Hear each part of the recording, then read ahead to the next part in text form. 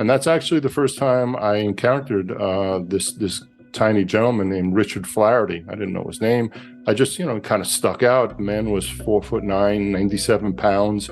But, when you see somebody and they just kind of stick out, and he walked with a lot of confidence, and he was probably in his late 50s. And it's kind of weird to see a tiny guy like that, chest puffed out. Later on, maybe a year or two later on, I started encountering him on the streets, living on the streets, and then it was obvious to me that he was homeless. So struck up a conversation. My job is to see if I can get him some help, get him some assistance. Very appreciative, but he was also very strong about that. No, he's okay. So then this friendship lasts for 15 years, and we're already at the part where we're going for lunch, we're grabbing Subway sandwiches, going for coffee, having a lot of laughs. It wasn't until the summer of 2015, and we're sitting, in a Subway sandwich shop, and he goes, "Dave, it's time I tell you who I really am."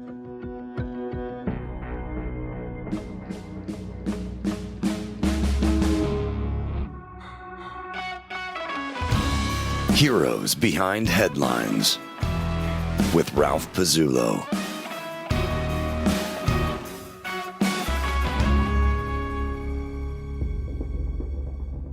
Welcome to Heroes Behind Headlines. I'm your host, Ralph Pizzullo. Our guest today is writer, producer, and former Aventura Police Department patrolman and detective David A. Yuzuk. Today, he is here to talk about his best-selling book and award-winning documentary, The Giant Killer, which is about the life and career of Richard J. Flattery, who was not only the shortest man at 4'9" to ever serve in the U.S. military and Green Berets, but someone who earned the rank of captain and was awarded a Silver Star, 2 Bronze Stars, and 2 Purple Hearts. But no one in the community of Aventura, Florida knew that. To them, Richard was a 69-year-old man who carried his possessions on his back and lived on the streets. Patrolman David Yuzuk befriended Richard in 2012 and met him often to share a cup of coffee or a meal. Then in May 2015, just weeks before Richard Flattery was struck and killed by a hit-and-run driver, he started to share the story of his remarkable and unconventional life. A story that David thought was fantasy at first, until he learned the truth. A truth that blew him away and changed his own life in ways he could never have imagined. We welcome David Yuzuk as today's hero behind the headlines. Hey, David, thank you so much for doing this. I love the book, man. What a story. And I watched the documentary last night. Great job. You guys did a lot of work tracking down all those people. Thank you, brother. Yeah, long investigation. I'm a retired police detective, so it was a long investigation, and I just tried to be as thorough as I could. Yeah. All right. Let's start. Just tell us a little bit about your background, where you grew up, how you became a police officer, and when you met Richard Flattery. Yeah. So I'm originally from Brooklyn, New York. Ended up moving to Miami for a trucking company job. Worked out of New Jersey, and they needed a supervisor in Miami. Seemed like a good thing to do for a young guy getting into trouble in Brooklyn. Get away from all the troublemakers, which I probably was. So I took the job, worked for about 5 years in the trucking industry. Actually had a bad experience with a cop, and instead of bitching and moaning, I said, well, maybe let me give it a shot and see if I could do a better job, see if I can, provide a little bit better service. So just to back up, I was a kid in trouble, and I kind of feel like, maybe your better cops are the guys who had a little bit of a checkered past, and this way we all make mistakes, and you don't jam a kid up right early on. So ended up going to police academy late in life. I was 30 years old, went through the reserve police academy, which means I had a sponsor myself. No city wanted a 30-year-old Brooklyn guy as a police officer. So I had why not, right? So I had a sponsor myself, meaning I had to pay for everything. I had to pay for my books, my schooling, bullets. And the great part is I put it on a really high interest credit card because I was real smart about my finances back then. So it was 10 months, went through the police academy, graduated, and I ended up my first job was in the town of Surfside, which most people never heard of. And then unfortunately now we do know about it because of that building collapse last year in Surfside. Yeah. So I worked in Surfside for a year. It was a small city, wanted to get a little bit more action. I was a young guy. I wanted to change the world. So went to a city of Aventura, which is bigger, had about 120-man police department and full service SWAT team, detective bureau. So much more opportunities. Mm-hmm. So like I said about that credit card bill, I had to work a lot of off-duty jobs to pay it off. Off-duty jobs, people don't know that term. It just means, like the movie theater would hire you in uniform to work on your days off to make sure everything's safe. And that's actually the first time I encountered this tiny gentleman named Richard Flattery. I didn't know his name. I just, kind of stuck out. The man was 4'9", 97 pounds. But, when you see somebody and they just kind of stick out, and he walked with a lot of confidence, and he was probably in his late 50s. And it's kind of weird to see a tiny guy like that, chest puffed out. Yeah. But he had a backpack, and you kind of think maybe, and he'd be at the movies all day long, catching movies, from early in the morning till late at night. So you kind of realize something was going on. But we never talked except for he started walking by me. We'd give a little head nod because I would see him, 3 times a week there. Mm-hmm. Later on, maybe a year or two later on, I started encountering him on the streets, living on the streets. And then it was obvious to me that he was homeless. Yeah. So struck up a conversation. My job is to see if I can get him some help, get him some assistance. Very appreciative, but he was also very strong about that. No, he's okay. Yeah. I don't want any help. Thank you so much. So, I started greeting him every day and, talking about the movies. Hey, what movies do you like? This and that. That turned into politics. And I'm like, wait a second, this guy is really sharp. Like he would tell me about things going on in the world. And he said, wait in 3 months, Turkey is going to do this. China is going to do this. Wait till this diplomat. Yeah. And I'm like, how does he? And I know I used to see him when he was homeless on benches and he was reading newspapers, but like, how could he have such knowledge of the world? Yeah. Yeah. So then this friendship lasts for 15 years and we're already at the part where we're going for lunch, we're grabbing Subway sandwiches, going for coffee, having a lot of laughs. And I think it's a New York thing that we don't ask people's background. If somebody doesn't, give it to you, you just you don't press. That's just not. So I think out of all the people, he kind of trusted me most because once we got past that part where I'm saying, hey, as a police officer, can I get you some help? Can I get you off the streets? We don't force people into shelters unless it's a real serious incident where they're a danger to themselves or a danger to others. Yeah. And it's dangerous. Otherwise, it's a free country. Right. This is the way he chooses to live. That's his choice. So it wasn't until the summer of 2015 and we're sitting, in a Subway sandwich shop and he goes, Dave, it's time I tell you who I really am. So as a cop, that is probably like the scariest thing you ever want to hear because, like, what is he going to say? Like, I'm wanted. I have this. Yeah. I so, got 20 I was bodies nervous. in the park over there. Yeah. He's about to confess to it. And so he just jumps into this story that I thought was the most absurd. And actually, no, let me go back. I actually felt really bad because here's a guy I talked to, and I even asked him his opinion on stuff, and he was kind of like almost in a weird way mentoring me, giving me philosophy, which of course shows that, you got to be humble in life and information and knowledge comes from everywhere and you got to be open to it.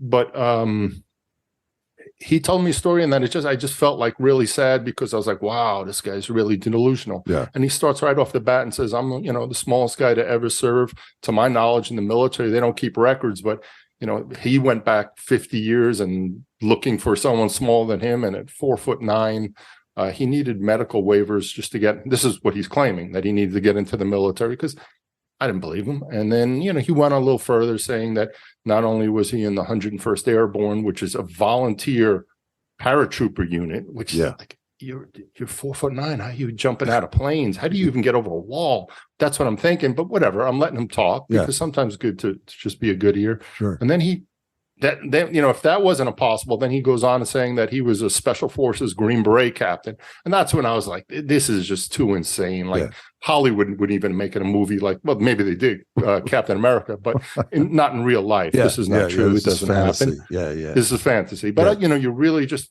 what are you going to do? You let him go on. Yeah. So then he told me how he got out of the military due to a thing called the reduction in force. And obviously, throughout our history, we make the military larger, we make it smaller, but when we downsize it, officers get booted. So he told me that's why he got booted, and that was his dream to stay in the military. And then he started telling me, Tom Clancy stuff, that he was doing private military contract work all over the world, Rhodesia, Angola, that he worked for different government agencies and federal operations, and it just got too ridiculous. Yeah. But he also mentioned something about being engaged to the woman he loved, and she got killed, and some other things. So I was just like, all right, now what? Like, what do you even say when somebody tells you something like, thank you? Yeah. So, but one thing was kind of interesting is, just to keep the conversation going. So, Richard, why are you telling me this now? And he just said, look, man, my life story is a cautionary tale. And I think it's time, I wanted to share it and see if we can help other people. And can you get it out? Can you help me? Yeah. I'm like, what I'm a cop. What am I? He goes, maybe find a newspaper reporter, really good reporter, maybe a documentary filmmaker. So my thought process at that time, besides he was delusional, is, I can't help you. Yeah. So that night I went home a little shaken. I felt really bad about him. Yeah. And, for some strange reason, I almost wasn't going to do it. I just looked up Google, who was the smallest soldier? Yeah. And then all these old newspaper articles start popping up about him. He was from Stamford, Connecticut, about smallest man wants to join the military. And like, when you talk about like a mind-blowing moment, I bet. like, I'm thinking to myself, I've talked to him a million times. I've seen him sitting on that bench a million times, a million people ignoring him, walking by him. Yeah. And to me, this is the most fascinating human being on the earth. At 4'9", Richard J. Flaherty was one of the most unconventional men to ever serve in the U.S. military, much less an elite unit like the Green Berets. In fact, he had to get a congressional waiver to enlist in the Army in the first place. Mocked and bullied at boot camp, he overcame one physical and psychological obstacle after another, becoming a captain, leading men in combat, and earning a Silver Star, 2 Bronze Stars, and 2 Purple Hearts. His Silver Star citation describes the heroic action he took when his platoon was ambushed in Vietnam on April 20th, 1968. It reads, and I quote, "Throughout the battle, he repeatedly exposed himself to hostile fire in order to better direct the suppressive fire of his squads. Lieutenant Flaherty immediately called a 90mm recoilless rifle team to his position after having spotted an enemy bunker to his front, which was delivering automatic weapons fire on his platoon. Lieutenant Flaherty then personally directed and assisted the 90mm recoilless rifle team in an assault on the enemy bunker, braving an intense hail of hostile fire. Under Lieutenant Flaherty's astute direction and leadership, the enemy bunker was swiftly destroyed, enabling his platoon to advance and continue its devastating attack against the enemy." So you look him up and you find out that some of this stuff is true, right? Yeah. And then do you go back and see him? What happens? Next day, I'm looking for him like I've never looked for a person before, and he's under his tree. He lived under a tree off a street. For 90% of the time, you'd see him under a tree to taking a nap, and it was really well located. He had a library across the street. He had a supermarket behind him. So he had a good area base of operation. Yeah. So, he was laughing when he saw me because he just read the look on my face. He goes, "You don't think I knew you? You didn't believe me?" And he goes, "I was just so curious to see your face." So as I walked up, I was like, "Rich, you got to tell me your life story." Yeah. So the point I want to say, and this is important for everyone, is in my mind, I thought I had forever to collect his story. I didn't know 10 days later he was going to be killed. And I don't really go too much into how he was killed. He was killed in a hit and run. He was killed by a civilian police employee that worked for another police department. The case was eventually dropped by the state attorney's office. My police department wanted to we felt we had more than enough evidence to make an arrest on her for the hit and run and some other charges. And that's a whole other story. The reason why is I like to kind of like celebrate my friend's life and not talk sure. about this person who ended it. Yeah. So that's kind of, so the next 10 days after this whole revelation, I was just slowly writing things down because I'm thinking I have forever. And I'm like, wow, I'm going to find a reporter. Maybe I'm going to call the guy who made Cocaine Cowboys. He's here in Miami. He's a documentary filmmaker. Let me find somebody who can tell the story right. Yeah. He gets killed, and I collected a lot more information. I only did one little small phone video of him, which is crazy that I never got him on film except for one time when the battery on my phone was dying, which is like a sign of things to come, because every 2 steps I took forward with this project, there was 3 steps back. Yeah. It was so difficult, this investigation, because I honestly believe Richard is the most compartmentalized person I've ever met. And I honestly believe he actually put like false stories in his life story. So it kind of takes you down a maze and you think you hit a dead end, but you don't stop when you hit that dead end. When it comes to Richard Flattery's story, you got to back up, start again. Okay, now where do I follow the path? Yeah. I mean, it was, as an investigator, it was a challenging thing. I was the only person that knew he had a storage unit close by, within a mile or 2 by. Yeah. And if you think like the story is blowing your mind, you're nowhere until I open that storage unit, because all right, the first part is incredible, inspiring, amazing. Right. But I opened that storage unit, and that's when all that second half of his stuff, the CIA stuff, and I found plane tickets to Amman, Jordan, Iraq, Venezuela. He went twice. During the time he was homeless in that 15 years. This is not when he's a young Green Beret just getting out of the military. Yeah. That's the weird part of the whole story, is a lot of this stuff happened while he was homeless. Yeah. So, and then he'd get on a plane and go across the planet, like to another country, to do something which, who knows what it was. The problem. All right. So I knew. I made the documentary about his life in 2017. And then after that, people started contacting me from all over the world. Yeah. I knew there was going to be people contacting me with false stories. It's just nature of the beast, for whatever their reason. Yeah. They just want to be part of the story. So that vetting process, it was important, because I filled in some of the missing blanks in the documentary. I filled it in the book. Yeah. But that vetting process is exhausting. And I knew, especially when you're talking about CIA and private military contract work, it's weird. It's like, the onions of a layer. I peel one layer away and it's a real story. I verify. I peel the story that same person's telling me and it's false. Yeah. Then I peel a layer under. So it just gets exhausting. I just got contacted literally within 2 weeks by another gentleman claiming he worked for the CIA and he did operations with Richard, and here's all the things that I can check to vet him. And I found some truth in it and I found some non-truth. And it's like, wow, this story never ends. This investigation never ends. Yeah. I kind of thought, like, listen, I made a promise to the man. I'll try to get his story out to the world. I thought when I finished the documentary, my part was over with Richard and I was just going to walk away into the sunset. And then, like I said, more people contacted me, more information. I couldn't not add it to his incredible life story, which I did. Yeah. But, it haunts me a little bit to make sure, did I do it right? Did I really get a story out there? Did I fulfill the promise I made to him? I would say you did. Yeah, for sure. Definitely. I mean, maybe you don't have all the details, but you have you give a rich picture of this man's incredible life. I think that's kind of the best you can do in a case like this. Why did he end up in Aventura? Did you ever figure that out? Was it just the weather or the convenience, or?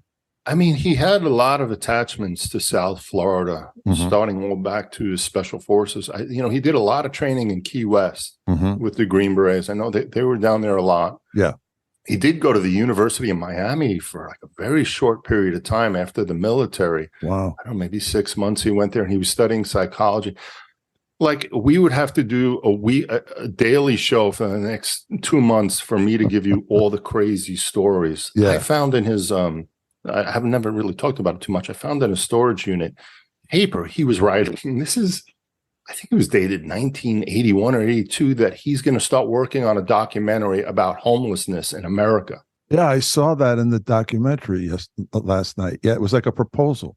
Right. He was right. Yeah, he was writing a proposal and he was going to write a book. And it just, there's so many crazy stories. Wow. You know, a lot of the questions I guess get asked is when he was in the military, like I said, he was with the 101st Airborne.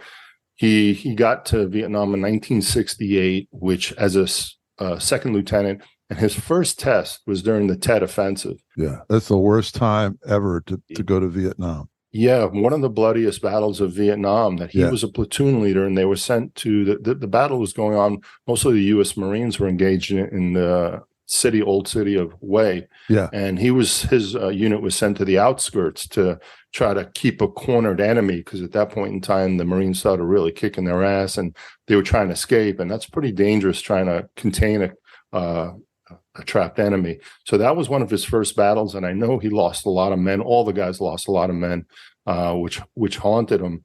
And after that, after his first year, he received the Silver Star, 2 Bronze Stars, and 2 Purple Hearts. And the 2 Bronze Stars are with valor. People say you should always bring that up. That's even more important. Yeah. One of his guys did. I found in his notes a letter. One of his guys did recommend him for the Medal of Honor. I think it was for the same incident, for the Silver Star. Wow. They recommended him. I guess it didn't go anywhere. Yeah. Can you describe that incident, the Silver Star incident? Yeah, I mean, there's so many. This one was his unit had an objective, and they had to move to, I think they call it a blocking force, to set up somewhere, and they encountered an enemy bunker that was really stopping their progress. Yeah. So Richard took it upon himself to advance forward to get a good visual on it. All the fire was directed at him, and he got hit. You know, he got hit more than he had 2 Purple Hearts, but he got hit more than a couple of times. And he put himself in harm's way, giving enough cover fire, and then he built a team to take down. I think they used what's called a 90 millimeter recoilless rifle, which I didn't know anything about, but it looks to me like a bazooka. And he gave enough fire so his team could get into place and take it out. So saved a lot of lives, and people said that he really put himself in harm's way on that mission. After his first tour in Vietnam is when he decides he wants to try to get his Green Beret. Yeah. So I mentioned earlier about waivers. He needed a waiver just to join the military. It took him 3 years of letter writing to get into the military, to get a waiver, medical waiver. And I think he even had to get his approval from a 3-star general. So when he wanted to go into officer candidate school, same thing, he needed waivers. And then when the minimum height for the Army is 5 feet, 100 pounds. Yeah. And then when he wanted to join the Special Forces, and he was with the 3rd Special Forces Group, he needed another waiver. So then after he got his Green Beret, he was promoted to captain. And the 3rd Special Forces Group was sent they had a base in Thailand. So what's coming out in the news now, which is really amazing, is there's these guys, another bunch of Green Berets from the 5th Special Forces Group, and they're called Mac V SOG. Yeah, I know all about Mac V SOG. Yeah. They're now finally telling their stories about going across the border and how many their losses were. It's just, I don't know, 100%, 8 out of 10. 100%. Yeah, it's the most horrifying I just story. did a podcast with one of the members of Mac V SOG, and what incredible bravery. Unbelievable. It completely changes your whole perspective on Vietnam, and the fact that people think of it as a little bit of shame. When you hear these guys' stories, you just you want to salute. I mean, they are unbelievable bravery, because they were getting sick. They would go out in six-man teams, 3 Americans, 3 indigenous. They'd be dropped out of helicopters into the Ho Chi Minh Trail, where there'd be battalions of North Vietnamese soldiers, and they'd do reconnaissance, and they'd get trapped, and unbelievable stuff. We're talking about kids 19 to 25 years old. Oh, we think about, kids today, not, saying this is tough. Oh my God, they use the wrong word. This is tough. God damn, these guys had it tough. Yeah. So to get back to Richard with the 3rd Special Forces Group in Thailand, the funny thing is, when I asked Richard about that, he had the most perfect, well-phrased answer. No, we're there to train Thai Border Patrol, and all we did was security and blah, blah, blah.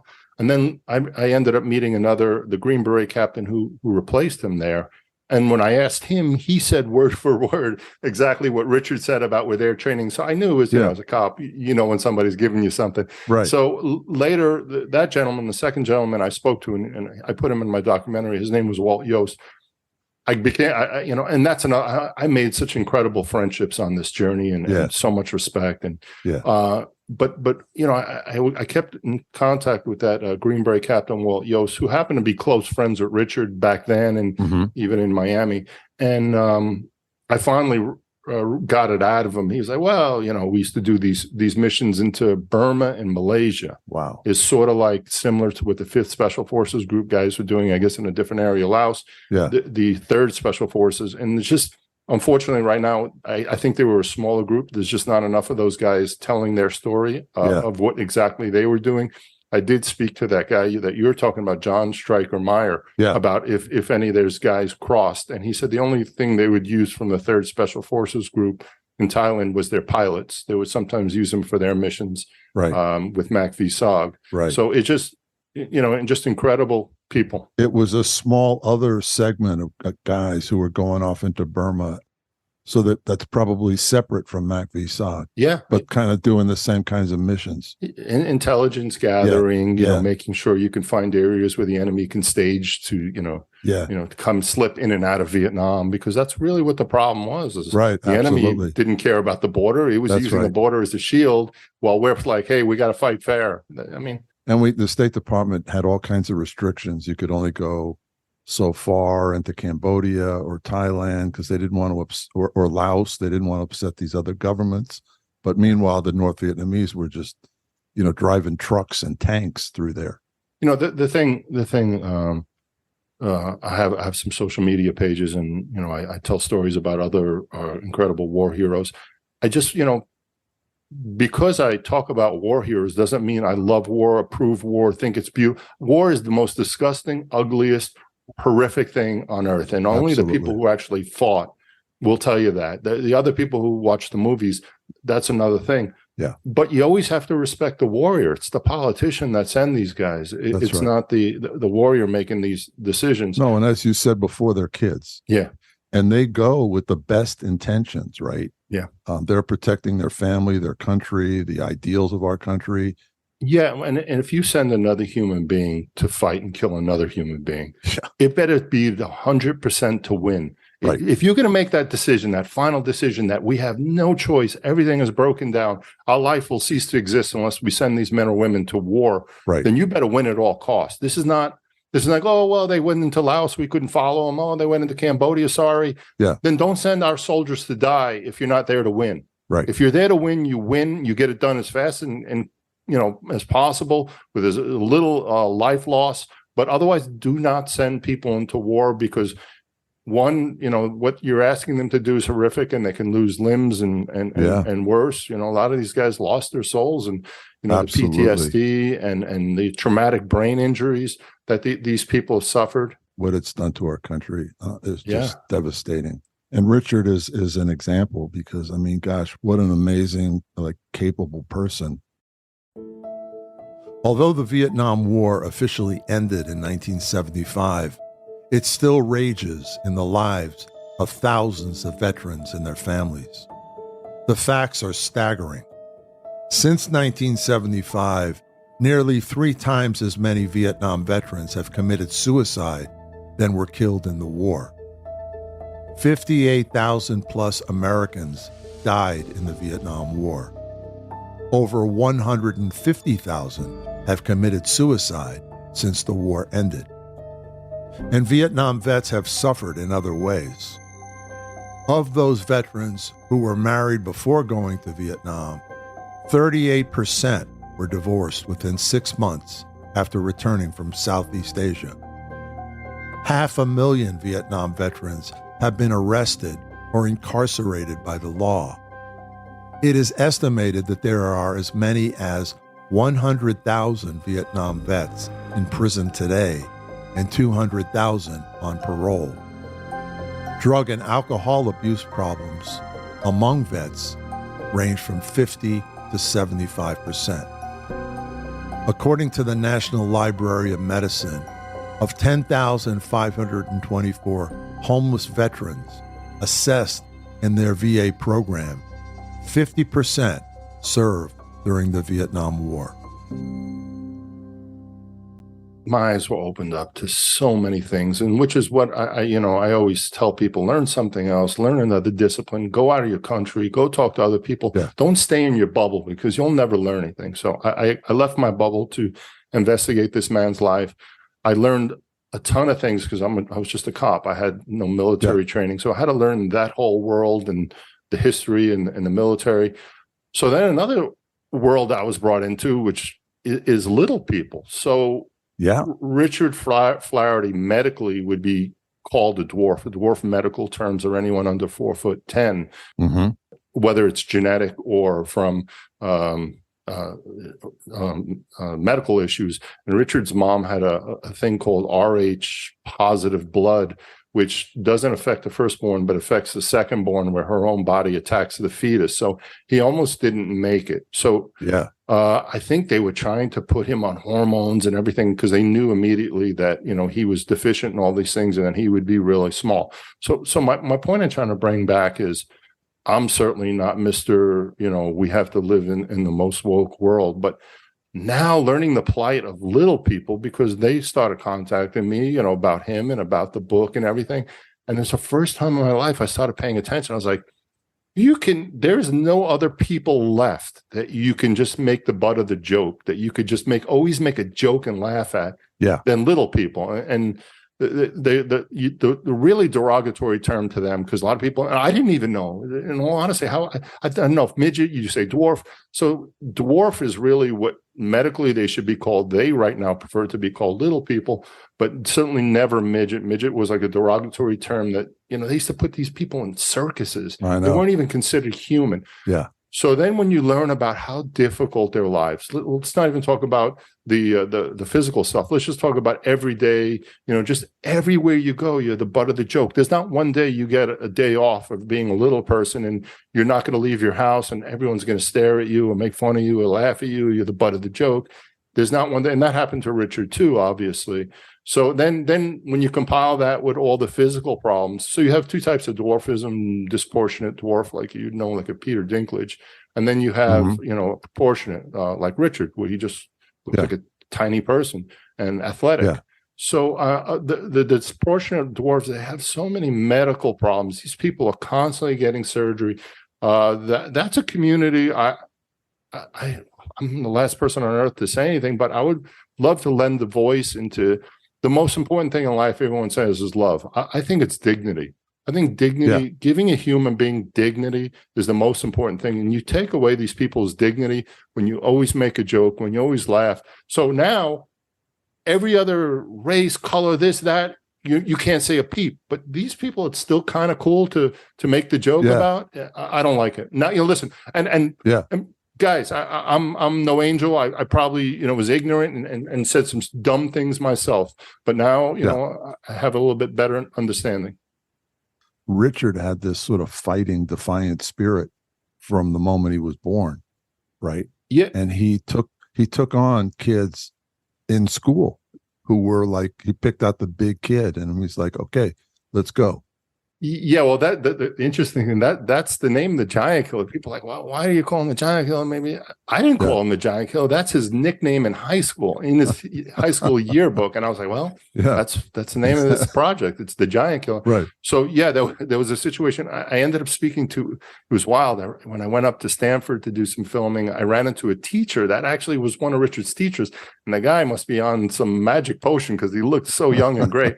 But he told me the story from his best knowledge that there was a bully that, causing all sorts of problems. And obviously Richard was an easy mark. So one day Richard just wasn't taking it anymore. And I don't know what he used to take out the guy's knee, a pipe or something, but he piped the guy's knee. Yeah. And after that, he was the hero and everyone called him the giant killer. So while everyone else in high school was, he played a little bit of sports, but while everyone else was, he was actually training in martial arts. So he was kind of preparing himself for later in life, and because he knew everywhere where he wanted to get ahead, he was going to get tested. So think about, he gets the basic. Nobody wants him, because the first thing you're thinking is, I'm not going in a foxhole with this guy. What if I go down? How is he Right. going to help me? He's Right. a How's little he gonna person. carry He's me? a dwarf. Well, yeah. How's he going to carry me? How's he going to fight? I don't want to be Yeah. there. So Yeah.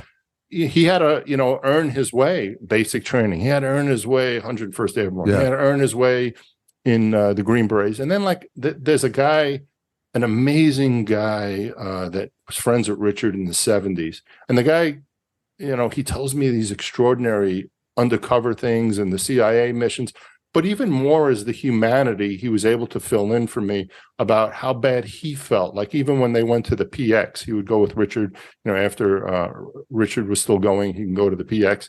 And like at the guard gate, they would laugh. They think, you're not in the military. Yeah. Here's a guy who's a Green Beret, Silver Star, 2 Bronze Stars, 2 Purple Hearts, and his own military is laughing, saying, you're a kid, get out of here. No, when you see the pictures, which you have in the book and in the documentary, I mean, they're so dramatic. I mean, here are these big guys, and there's Richard. And the thing is Richard was a platoon leader.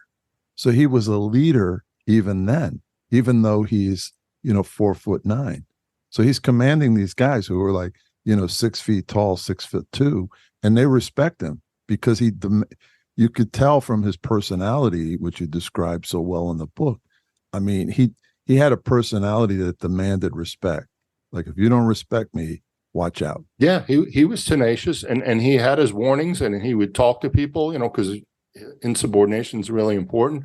But at the end, if none of that stuff worked, then let's go outside and fight. Yeah. If you're going to try to disrespect me, then we're going to fight.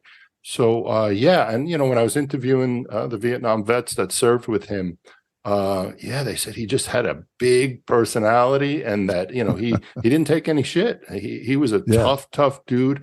Was he tough on the enemy? Yes. Was that maybe because of his experiences during the Tet Offensive and losing people? I will never judge Richard for some of that stuff because I wasn't wearing his boots and I wasn't walking in Vietnam at 19 years old. Yeah. And I wasn't in charge of a group of men. Right. But I can think of no heavier burden than you're responsible for these men's lives. Right. And you become friends with them and you mentor them. Right. And your only thought every day is not, smoking and joking, is how am I going to get these guys home? I think that was a huge part of Richard's PTSD, that he didn't get those guys home. There was a scene in the movie We Were Soldiers with Hal Moore saying something similar to that of the survivor's guilt.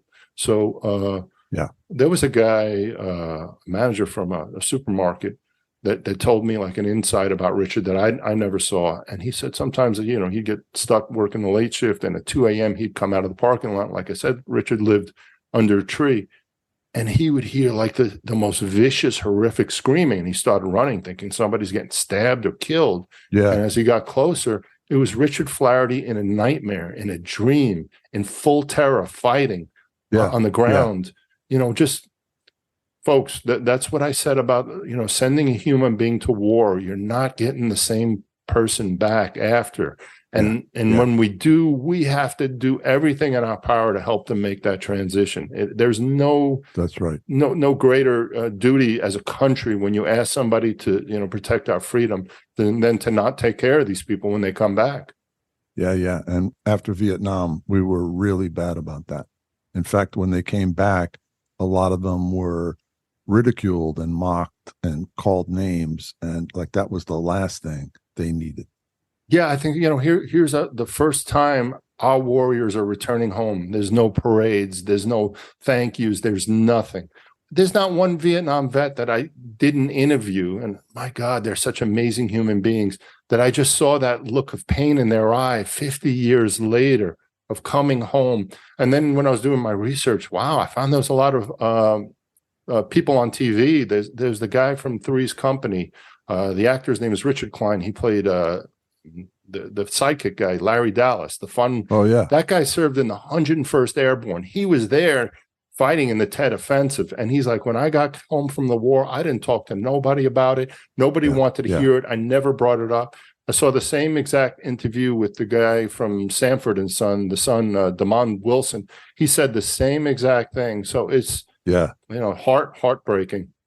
I had a cousin who came back in around 1970. I was in my freshman year of college, and he came back, and I had been corresponding with him when he was in Vietnam, and it was dark. The letters got really weird. People would ask me, his name was Reed, what does he say in his letters? And I couldn't tell them because it was like really awful stuff.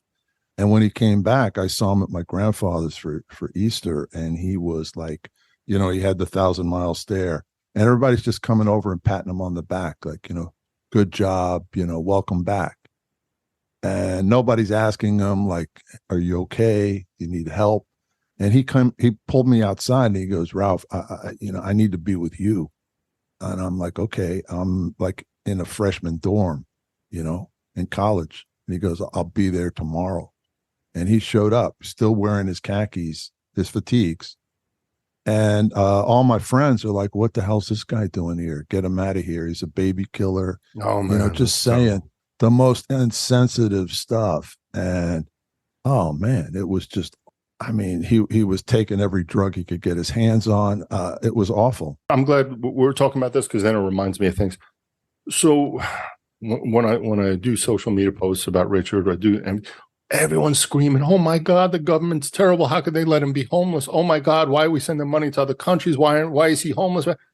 Guys, he needed that help when he got back. Once that cake was baked, he had cousins in Stamford, Connecticut that were trying to get him off the streets. His brother, who he was off and on talking to, was trying to get him. We all tried, but if you don't get these people the proper help, I don't care what programs, I don't care. Once it's set in too deep, it's very, very, very difficult to get them back. Historically, the U.S. military shrinks in size following periods of conflict. After the Vietnam War, the U.S. Army was roughly halved from almost 1.6 million soldiers in 1968 at the peak of the war to about 800,000 in 1973. Officers' careers were ended disproportionately. In 1973, Dennis Dillard was a fast-track captain in the U.S. Army. Having already served 2 tours of duty in Vietnam, he was handpicked to be the executive officer of a military police battalion in Germany. Dillard arrived in that country in April, activated the battalion in June, and welcomed his family in July with household goods and car en route. He never thought he would be a victim of the service's so-called reduction in force, known as RIF. But 2 weeks later, he was informed that he would be released from the Army in 90 days.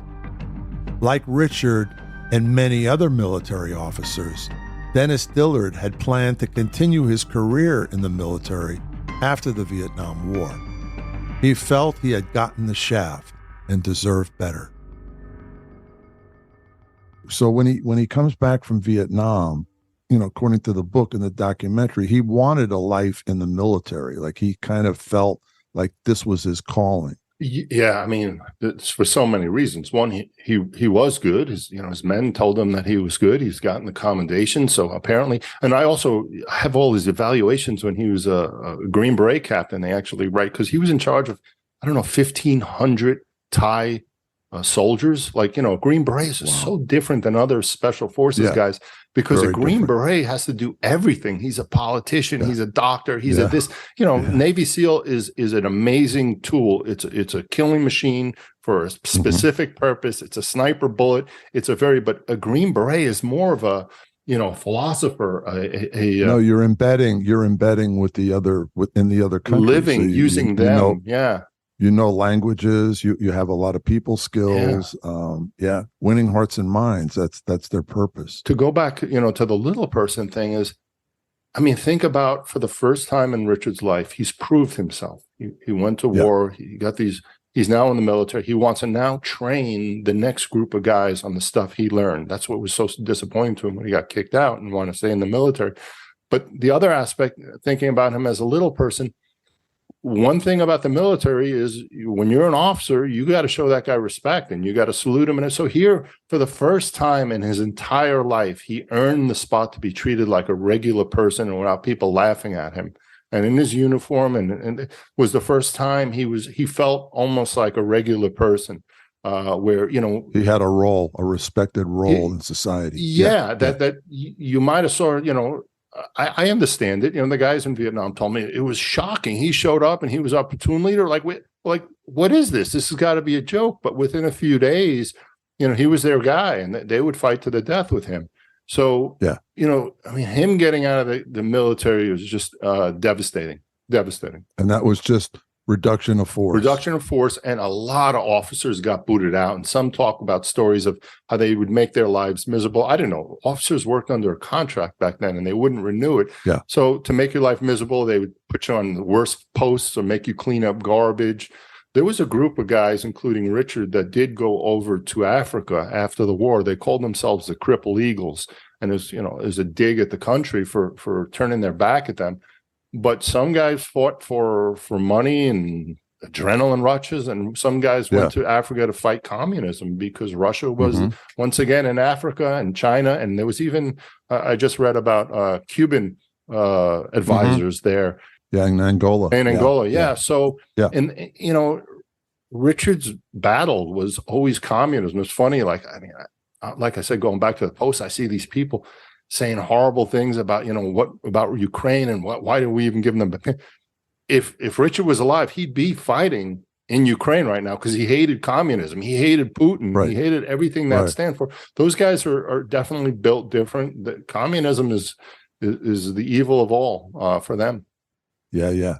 So he gets out of the military, and he's riffed, reduction of force out of the special forces, out of the army, and then he starts to try to establish a business in fashion, which is just talk about a left turn. I mean, I spoke to his cousin. Where did that come from? Did he ever explain? You know, he there's I forget, P-Town, they call it, in Providence. I guess when you live in Stanford, they go up north. There's a little town, P-Town. Oh, Providence Town. Yeah, P-Town. And there was a businessman that he was kind of friendly with, a guy named Abe Said, an amazing dude who passed. And I guess Abe always thought Richard had a good business mind. So I think Richard kind of wanted to follow in this guy Abe's footsteps. And, you know, Richard's dad was a salesman, and I think he worked for Sears, and he did a few other odd jobs. So becoming a businessman, you know, wouldn't be something, you know, Richard would be afraid of to try. So he bought a bunch of, I don't know, tons of spools of clothing because he was going to open up a clothing store or clothing factory, and it didn't go too far. So he ended up having to sell it to that guy, Abe Seda, ended up buying the thing from him. But he did meet his fiancée at that time in the factory, and they eventually went to Miami together. She was a teacher. Just as, you know, as tragic as Richard's life is, I forgot, maybe it was a year after they got to Miami, she was killed in a one-car accident. And just there was actually a police officer driving, an off-duty police officer driving, and he saw her pass him at a high rate of speed. She lost control of a car for an unknown reason. They didn't see anything, you know, debris in the road. Wow. She hit a tree. She died. So, you know, wow, Richard had it rough. Sometimes people mix up if that's the woman he's buried next to. So just to jump forward a little bit. Richard's cousins wanted him to go to Arlington, and my police department contacted Arlington. We contacted the military because there was a time the medical examiner was holding his body doing their investigation, and the family, most of the family wanted him to go to Arlington, and he was qualified. Silver Star, Bronze Stars, Green Beret. He was qualified. Sure. But I found in his things that 5 years before, and actually he did tell one cousin that he purchased a cemetery plot in a tiny little cemetery in West Virginia, and no one really knew why until I found the letters. So there was another woman that he was in love with his whole life. What their relationship, how long they dated, it's not really 100% clear. I did speak to some people, but they both had tremendous respect for her, for each other. So she's buried there, and he purchased a plot so he can be next to her. And I found a poem that he wrote saying, you know, he wants to be next to the woman he loves. The medals and all that stuff aren't what's important in life. What's important in life is, you know, people. Yeah. Wow. So he gave up a hero's burial. You know, that they would have done the parade, the fanfare, everything just to be. So I mean, I think there's the old hero's journey where the hero leaves his small town and he goes out and he fights the world, but he comes back a changed person. And that's what happened with Richard.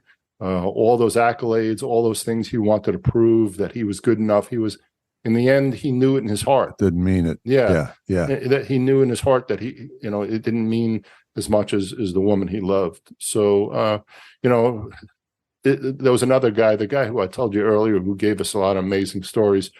He said it best. Richard was a Renaissance man. This was a man that can spout philosophy. He can tell you about politics. He can fight. He can tell you about war tactics. He was supposedly a great chef. He used to throw these little parties in Miami, and these Richard would cook for a group of people. So, I mean, really, what an amazing, awesome human being. Yeah, I wish I'd met him. Wow, what a guy. I wish he was here to feel the love. So, like, there's so many people that now know his name, know his story, that I wish he can feel some of that love. I don't know what, in his state, how he would have felt about all these people saying, "Oh my God, you're amazing." Yeah. Richard, what can we do? Yeah. But I hope he would. And I think, Richard was kind of humble in the sense that I think he would want to say, "Hey, thank you guys, but also my other vets that fought side by side with me, shoulder to shoulder, that we gave so much." Some all gave some gave all. Yeah. Did he marry the first woman? What was her name? No, they were engaged. They didn't get married. Yeah, but they were engaged. So that really sent him into a tailspin. That's when because he always liked to drink, right? Yeah. And it seems like his drinking really picked up after that. Yeah, I mean, it would happen to anybody, right? Yeah, that's pretty rough to deal with. They call it self-medicating with alcohol, to try to drown away. So now he's got Vietnam in his head. He's just lost his fiance. Yeah, that's a lot of stuff to contend with. Yeah, and he stays, and he at that point he was in Miami, so he stays in the Miami area. Yeah, so really right about from then and there, sure, did he travel around the world and did he go to different places? But for the most part, Miami was his base. Mm-hmm. Yeah, certainly weather is, he did, he hated the cold. I think he had something where, maybe his body weight made him, he's cold all the time, which is really crazy because I found, he not only went internationally to crazy places, he went to North Dakota 2 times in the dead of winter, exactly 4 years apart on the same exact days. And that was just couldn't figure out what he was doing. I interviewed all the locals, find out what events were going on at that time. And nobody knows what he was doing there. He went to Alaska. He did kind of just like travel the country. You kind of start picturing like that Rambo scene that just lost Green Beret, just homeless, traveling the country, trying to link up with maybe old buddies or I don't know. Yeah, but he did have resources. He had a small pension coming in from the military. Yeah. Typically, all sensitive CIA operations are conducted in the dark, meaning that they're planned and carried out with many levels of secrecy and deniability built into them. Contractors with military experience like Richard Flattery are hired on the condition that they sign non-disclosure agreements or NDAs. They operate under assumed names, and the information they are given is highly compartmentalized, so they don't understand the entire scope of the operation they're participating in, and often who they're really working for. The national security apparatus of our government does this on purpose. They claim they have to in order to shield sensitive and highly classified operations from our enemies. But it also means that these activities are kept secret from the press, which often colludes with the intelligence community anyway, and also the American public.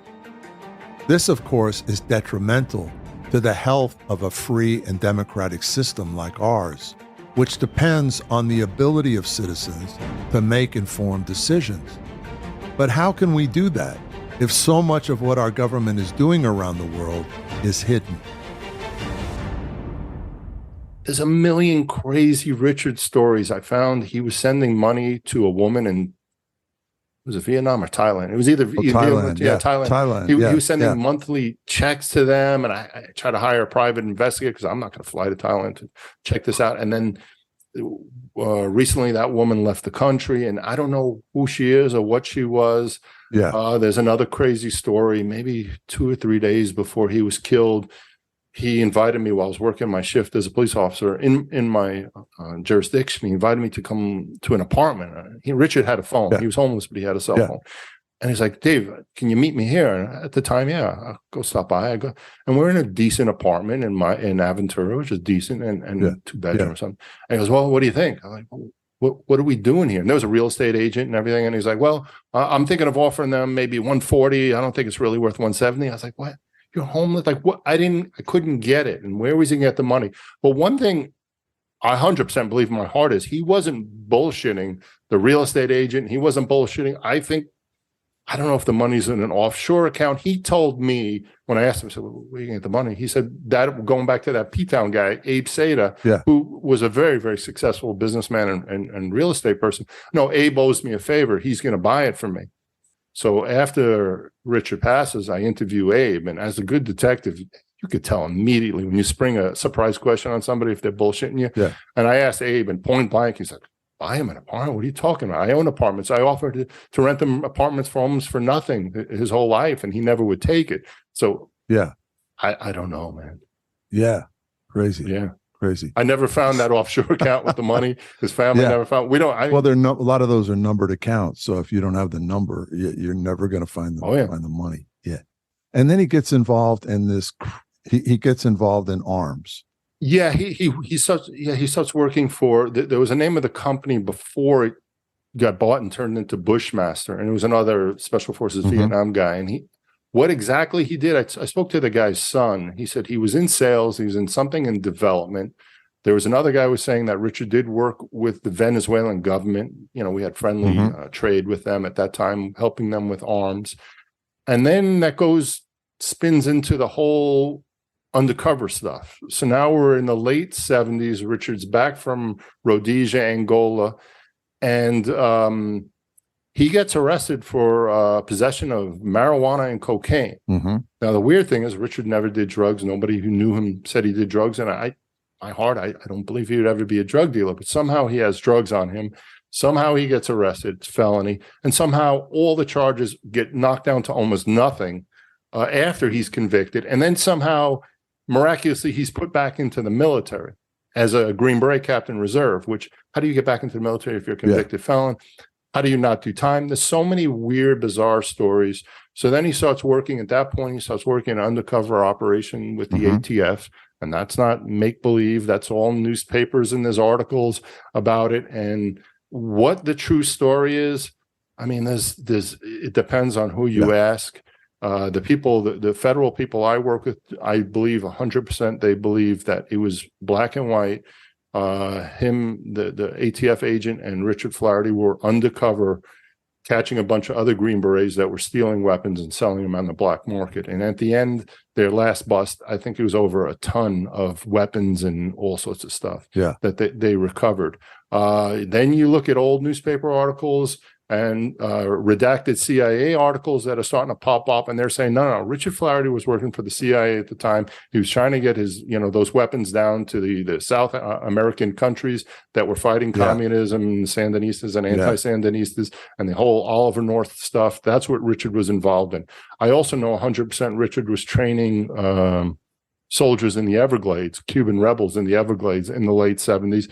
And I know that because the initial ATF agent that made contact with Richard, that was chasing Richard, because listen, whatever Richard's reasons were, or whoever he was working for, I mean, technically we're still not a country if you can just have people training people in the middle of the Everglades without authorization from who. So I certainly understand the ATF agent, when nobody told him that it was cool, so he was trying to get Richard. He couldn't arrest him or capture him because according to the ATF agent, there was other law enforcement involved in that, and they would just tip them off. And who was sponsoring the whole thing, who was paying for the whole thing, you can take your guess. It sounds like some other things that I've run into where that the CIA uses stolen stage stealing weapons from military installations, and they use that to send overseas, to people that they're trying to support. And it sounds to me like he was caught up in something like that. Yeah, and they might not they wouldn't inform local authorities or even the ATF. It's neat to know. Yeah. And then when it gets to court, then they'll step in and go, okay, let this guy out, which is exactly what happened in this case, right? The guys were convicted.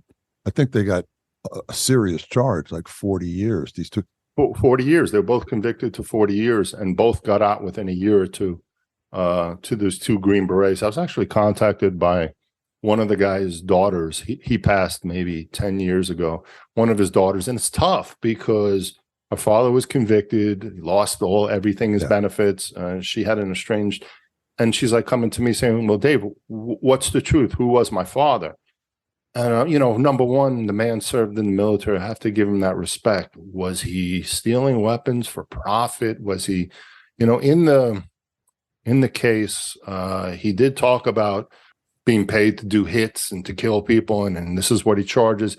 He claimed that he was just using that false testimony. They called it puffing, to make himself look bigger, because he thought he was trying to capture a drug dealer from Miami, which was the ATF agent. It just gets really confusing, and it should get really confusing for those guys, because he also said he has worked, the two Green Berets who were arrested, he has worked with the CIA before. This is exactly how it works. They asked me to come have a meeting in a hotel. We start talking about this and that. And then, there's no chain of command. I don't go talk to my supervisor and say, hey, the CIA just had a meeting with me. They need me to do this. They need me to do that. Yeah, it becomes very compartmentalized. Yeah, so there's no liability. So you just meet with one guy and he tells you, I want you to do this thing, and don't worry about we'll take care of you if anything happens.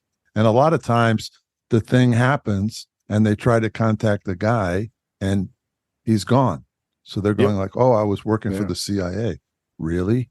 And that's another thing. Like, what do I know about the CIA? Besides, as a cop, I still don't know shit about CIA. But, you see in the movies, but I think there's only CIA officers. Everyone else, when they say that I work for the CIA, most people are contractors. Yeah, they contract them for specific roles. Exactly. So you do have, thousands, I don't know how many people have worked for the CIA, and then, I work for the CIA. So it gets very difficult to understand. Yeah. So he goes through that incident, which is like highly publicized. It's in the paper every day, and headlines and so on and so forth. And then he sort of falls off the radar again. Yeah, so he had when he was working that case, he had a make-believe job at the post office, where he was getting a check from the post office, but he was working for the ATF. He never showed up. So they just gave him the job as like a cover type of thing. Yeah. Yeah. And as how they can get him money. Yeah. They got him money through, giving him a no-show job at a post office. But after the whole case, like, he kind of got abandoned again. And I think once again, here's a guy who's giving his all, at least in his heart, for his country, for patriotism, and he gets abandoned by the government again. Because, I spoke to the agent, and he said Richard approached him about some other operations that he wanted to do, and some other things that he wanted to work with them again, and they kind of just turned him down. The ATF agent ended up being a really good friend of mine, but that case with him and Richard, and I don't want to go too deep, it was shut down really, really early, because some much, much bigger names were starting to be found out that were behind the whole thing.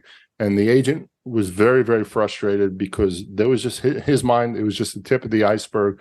But I think it just became too nationally sensitive for them to continue to work the case. And maybe the low-hanging fruit, those two Green Berets got it, but there was really some bigger people that were much more responsible. Yeah.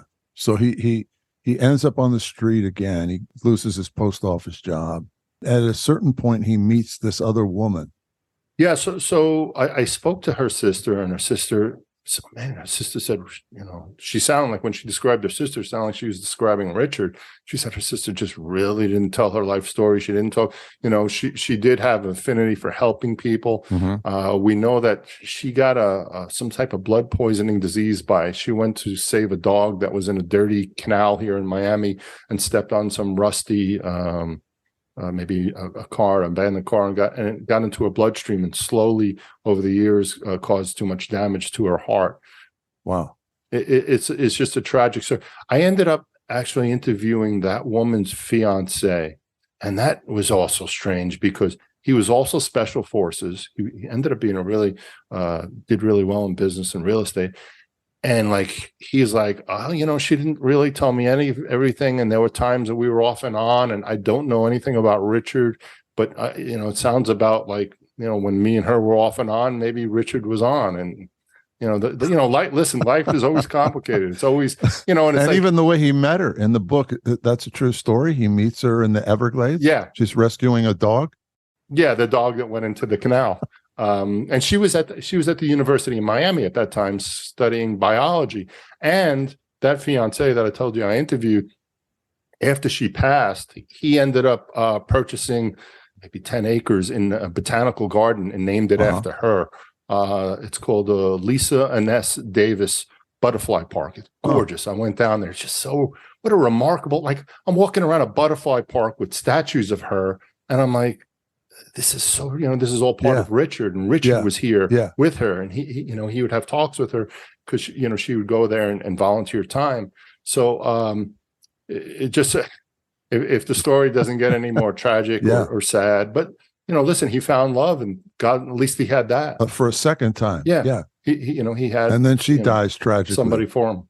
Yeah. Then her heart trouble eventually got to her, and, you talk about, Richard is just once again out in the cold. Yeah. And then he starts this, you got his passport at a certain point, and you found all these stamps in it. The last sort of 10, 7, 8 years of his life, he's just traveling all over the place. Yeah. And other stuff. And there was a box in his storage unit too, that what I would call throwdown phones. There were 3 brand new cell phones packaged up with documentation and traveling and maps and different languages. And, it looks like something from a spy movie. I don't know. It just, that's what I found. There was a recording. I don't really talk about this too much. There was a small, one of those little microset recorders, those little micro cassettes. Yeah. So there was that in this thing. And I'm like, holy shit, finally. This is it. His whole confession. Where's JFK buried? This is at the end. Because this is sort of at the end of my investigation. I find it, and I'm like, what are the odds that I'm gonna hear my friend explain everything. I'm gonna learn every mystery of life on this thing. Yeah. So I get home and I'm sitting there and I'm like nervous, and I start playing the tape, and all I hear is a leaf blower, like an engine or leaf blower for 40 minutes, and I'm like, and I'm not. Fast forward, I'm just listening because I'm like, any second it's about to happen. It's about to happen. Nothing. So then finally, I flipped over the tape. Same thing. Another 30 minutes of that. Finally, I hear my friend's voice, and I'm like, oh my God, he's talking. Here it is. He's about to tell me the meaning of life. Here it is. And all he says something is like, well, it's almost 10 more minutes till Matlock starts, and it's time to turn off the tape. And I'm like, motherfucker, you took me down this whole journey. And you left it with that? What does that mean? What? Yeah. Why would you say that? Wait, you're outdoors. I could tell he's outdoors. What? How weird. Yeah. How weird. But you spoke to him. You used to speak to him every day. And he told you gave you the story of his life. And his brain was all together. He wasn't a fantasist. Yes and no. So remember, we really dug into his life after the revelation. Yeah. Before that, it was just, talking about the world and bullshit. So there were times, though, he wasn't, unless he was testing me. There was one really weird time. We met up in a Boston market, and we sat down, and I was like, hey, Rich, tell me, I was starting to scratch down dates. Tell me this date and time. Where were you in this day? Where is that? And he's, he was sharp, real sharp.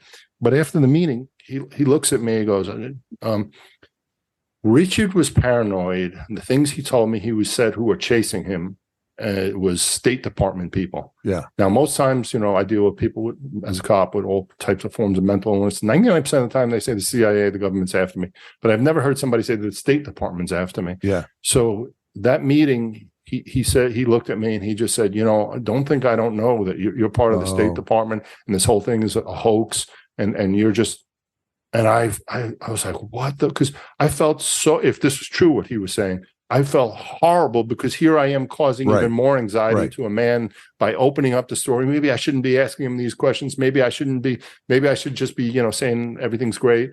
I felt horrible. I was like, wait a second, did I ask too much? The best answer I had for what that thing was about was Richard, the guy I told you earlier who used to hang out with Richard in the 70s.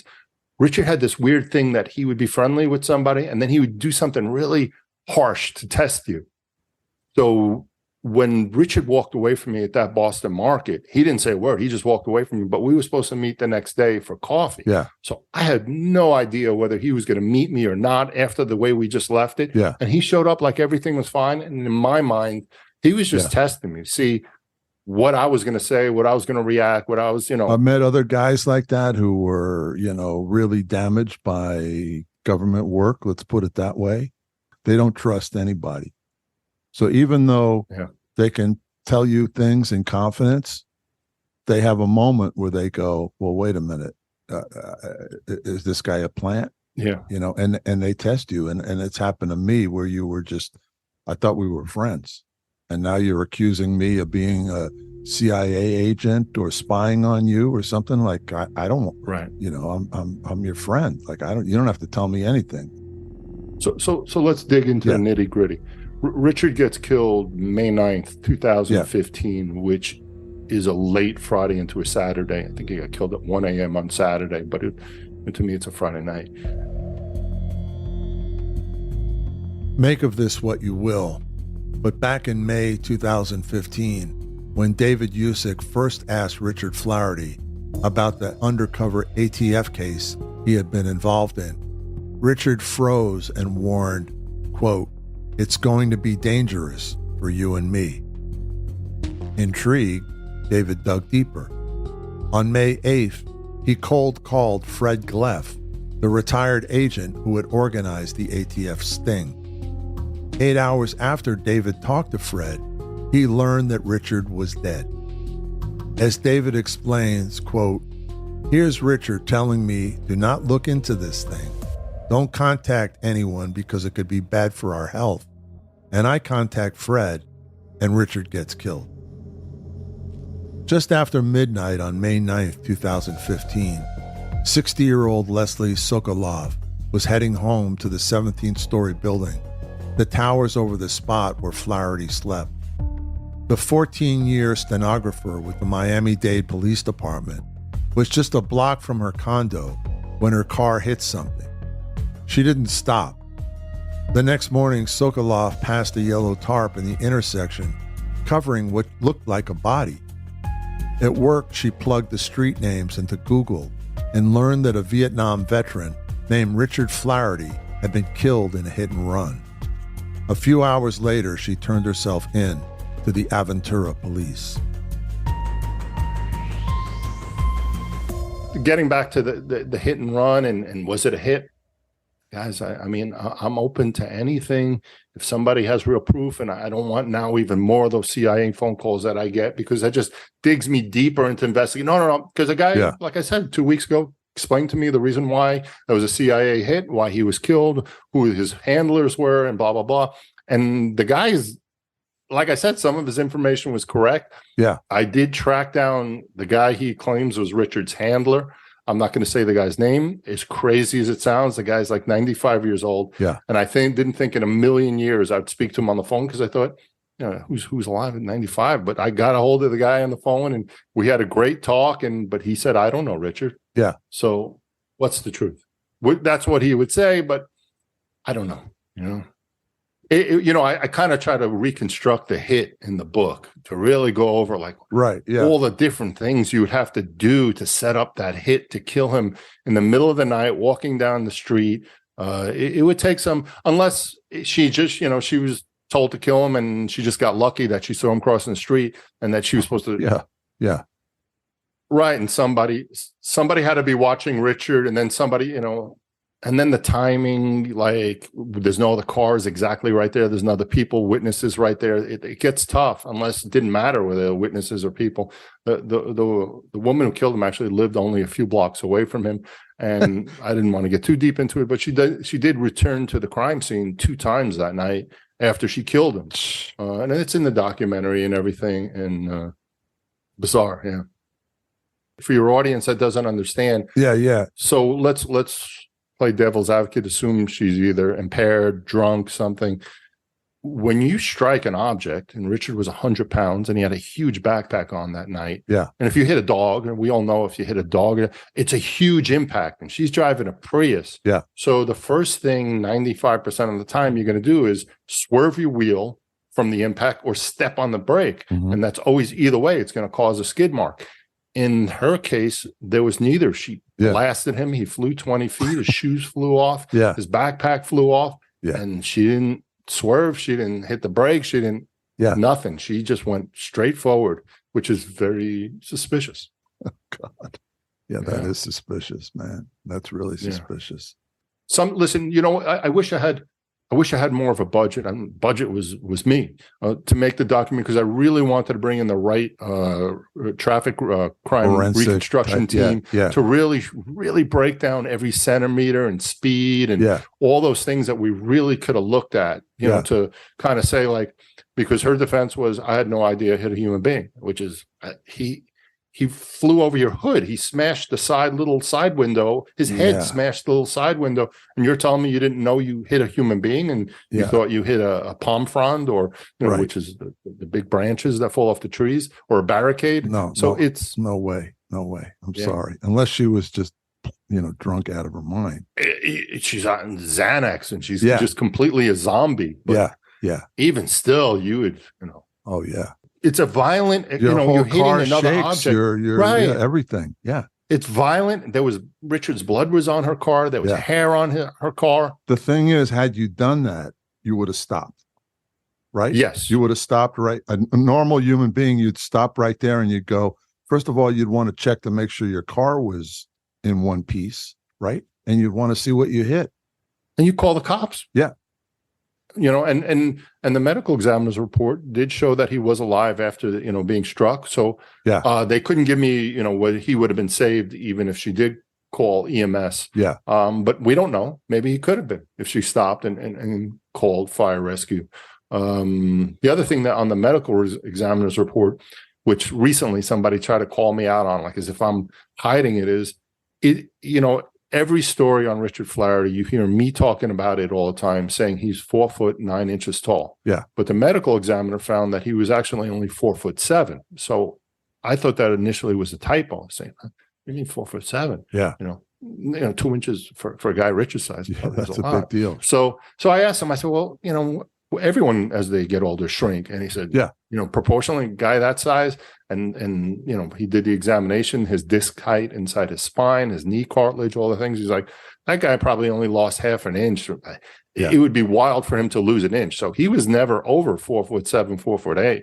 So it certainly, to me, makes his story even more incredible. Yeah. Of what he was able to accomplish. Wow. I imagine this has changed your life.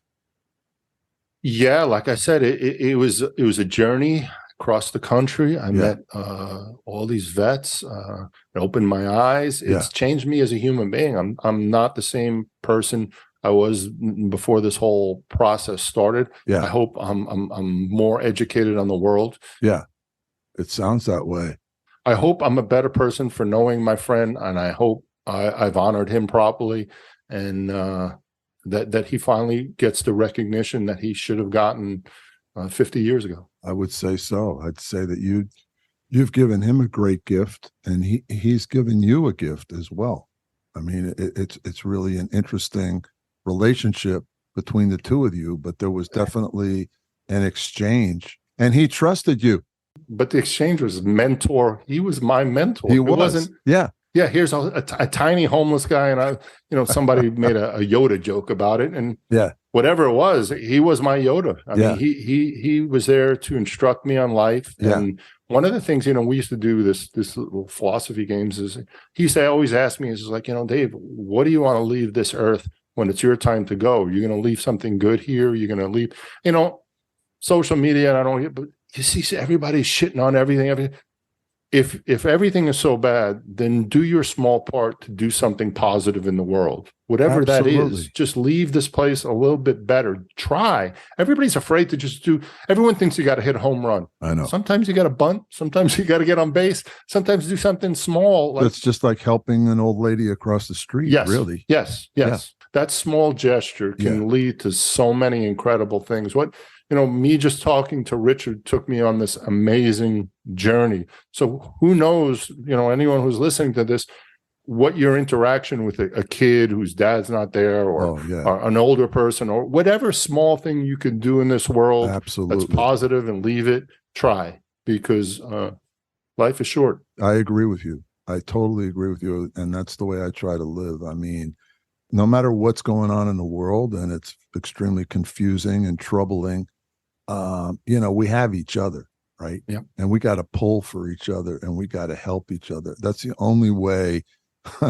And Ralph, isn't the world always on fucking fire? Of like course. everyone's, this is the worst time. Really? Course. You sure about that? Yeah, Did you go through the Great Depression? Yeah. Did you go through World War One, World War Well, Two? look at Vietnam. Look at Vietnam. Right. I came of age in Vietnam. I mean, it was insane, absolutely insane. And families were torn apart, and people weren't talking to one another, and it was awful. Yeah, and people have forgotten that everybody's always living in the moment. Right. But the point is that don't forget the people around you, and as flawed as they are, or they don't dress the right way, or they look homeless or something like that. I remember when I was living in New York, we had a guy who sat on the corner. He was homeless, and I used to talk to him every day. And it turned out, he was a guy who had a 4-bedroom house in New Jersey. He had 3 kids. He'd been an insurance salesman. He had a whole life.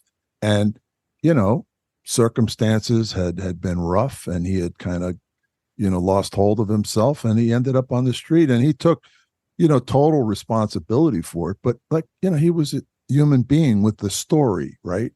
And I tried to get him a job, because we got in our building, they used to throw out the garbage every Wednesday, and they would hire somebody to take the garbage from the basement and put it out on the sidewalk. And so I said, let's hire this guy, right? And people in the building were upset. They were like, I don't want a homeless guy in the building. And I'm like, no, he's a good guy. He's homeless. He's had a rough life. I understand. And he drinks, but when he carries out the garbage, it's all piled up nicely. Like, why the hell do we care? Let's give him a chance. Yeah, but they wouldn't do it. Well, let me tell you, for those people, we're all 1 or 2 horrific tragedies in our life from being homeless. All of us. I don't care how much money you got, how much, mentally, a family member passes away and you just lose it and you're on the streets. There's a million things. You got to 100% be humble. Now, am I saying go out? Everyone, after they listen to this, go out and go hang out with a homeless person? Listen, some of them do have real demons. Some of them, could be violent. Yeah. So, but what can it hurt to just say hello? That homeless person that you see every day, just say hello and then see where it goes. Yeah. Don't go immediately. You're going to change their whole life. No. I didn't do that with Richard. Yeah. I just slowly started talking to them. So if any of the people who listen take something out of it, is just make contact with them, smile, say hello, I think you hit on something really important, and that is to just acknowledge other people. Yeah. No matter who they are, old, young, small, big, whatever, you acknowledge them. I got a cop saying I used to say, and I hope people understand it, is never go out of your way to make somebody's life miserable, because life is fucking tough enough as is. Every fucking body's got somebody's family member has got cancer, has got you don't know what another human being's going through. That's right. You never have to go, I got to get this guy, I got to get this. don't waste your time getting revenge, getting this, being nasty. Yeah. Life is tough enough as it is. We're all here for a very short period of time. It's That's right. super fragile. God bless those poor souls in Hawaii. Anything can change. The Surfside people, the town I used to work in a drop of a hat, the thing can change. So all your little petty stuff, drop it. Yeah. And just be kind to other people, because life shits on everybody. Yeah. So let's help each other out. God bless, man. Jesus, that's a dark thing, Ralph. I went dark there, brother. No, everything's good, bro. Life doesn't shit on everybody. Yeah. Sometimes shit is good, right? We grow fucking. You need to be vegetables challenged, man. with them. You need to be challenged, right? Farmers take the shit and they make it something good. So, David, it's great to talk to you, man. We could talk all day. Absolutely, Ralph. Thank you so much, David. And you know, what a great book. I recommend it to everybody. It's intriguing. It's very moving. It's a wonderful story. And, you know, wherever Richard is, like, we salute you, brother. And, you know, we've learned a lot, you know, from you, and it's all good. And whatever you were involved in, you know, it's so weird because, like, here's a guy living on the street and yet he's so active. You know, that's the crazy part, right? Like, he's living under a tree and then he's getting on a plane and he's going to Venezuela, or he's going to North Dakota. There's a story about a cop I work with. Actually, he saw Richard one day walking, because we know him as a homeless guy. So the cop sees Richard walking dressed up with a briefcase. So can you imagine, you see a homeless guy dressed up? He's got like an attache case. No kidding. So he goes, "Hey, Richard, where you going?" Richard goes, "I work for the CIA. I got to head over to Iraq." And the guy goes, "All right, go. Good luck with that," because it's so bad shit. Thinking crazy. He's crazy. And yet he was going to Iraq. What he was doing there, who knows? Yeah. Who knows? Yeah. Actually, you know, thank God, you know, I besides plane tickets, you don't know, but there was a guy who actually ran into him on a base in Iraq, and he was dressed in civilian clothes, but he remembers talking to Richard. Richard was actually talking to him about the guy going into the special forces. And he was like, the most awesome, tiny little dude talked to me. Yeah. And you know, he's like, "I can't believe I saw one of your posts." And that's when I said, "Man, I knew this guy." Wow. Crazy. Well, thank you so much, David. It's a great story. And, you know, let me know where I'll follow your Facebook page, because people post stuff like new discoveries there. Yeah, you know, that, and plus I'm hoping if anybody has a great Richard story, and man, if I could find more Richard pictures and Richard video, those to me are like gold. So anyone who has, I might have a Facebook page called The Giant Killer, Instagram, I think it's Giant Killer Official. Started doing some videos of TikTok I throw up on there, and LinkedIn. So contact me anywhere. I try to answer as many as I can. You got a Richard story, Richard question, bring it on. And what are you doing now, David? Are you working on other projects? I'm doing my greatest acting role. I'm trying to pretend I'm a guy who doesn't have a fucked up back. So I had 2 back surgeries. Oh, wow. Got fused about 4 years ago, and maybe got a little better, and then had another surgery. And that's why you see me kind of wiggling around. Yeah. And the second surgery actually made me worse. So, you know, I work a lot on physical therapy. I work a lot on just trying to not be in too much pain every day. But otherwise than that, man, I live it one day at a time. I'm very, very grateful. You know, it's weird. You know, you think when you're younger, it's the greatest times. I don't know. I feel really happy now, because I just appreciate things so much more. So I take time for the small things, smoke a cigar, have a drink in my backyard, listen to some old music. Those are the things that make me happy. Aventura, Florida Police Department David Yuzuk's interest in homeless Vietnam veteran Richard Flattery didn't end with Richard's death. It marked the beginning of a surprising journey that started when David went through the contents of Richard's locker, and the remarkable story of Richard J. Flattery started to reveal itself to him. The diminutive 69-year-old man he had known, the one who slept underneath a palm tree outside Publix, was indeed a former Green Beret captain with a trunk full of notebooks, air travel receipts to places like Iraq and Venezuela, Purple Hearts, and a Silver Star. The revelation stunned David and moved him to write a book and make a documentary about Richard's life. What David learned was so astounding that he wonders if Richard Flaherty was truly chronically homeless or if it was simply his ingenious way of blending in. David says that his friendship with Richard taught him many important things, including the fact that we don't take good care of our own citizens, especially veterans, and including distinguished and brilliant ones like Richard. He reminds us that the next time we see a homeless person, not to judge them so fast. Not only are they fellow human beings who have had all kinds of experiences, some remarkable and others difficult, but if we take the time to listen, we might learn something from them like David did. We thank David Yuzuk for his excellent book and documentary, The Giant Killer, and for sharing the story of his friend, Richard J. Flaherty. David Yuzuk and Richard J. Flaherty are today's heroes behind the headlines. Heroes Behind Headlines. Executive producer Ralph Pizzullo. Produced and engineered by Mike Dawson. Orchestra and score provided by Extreme Music. Please comment, share, and subscribe to Heroes Behind Headlines.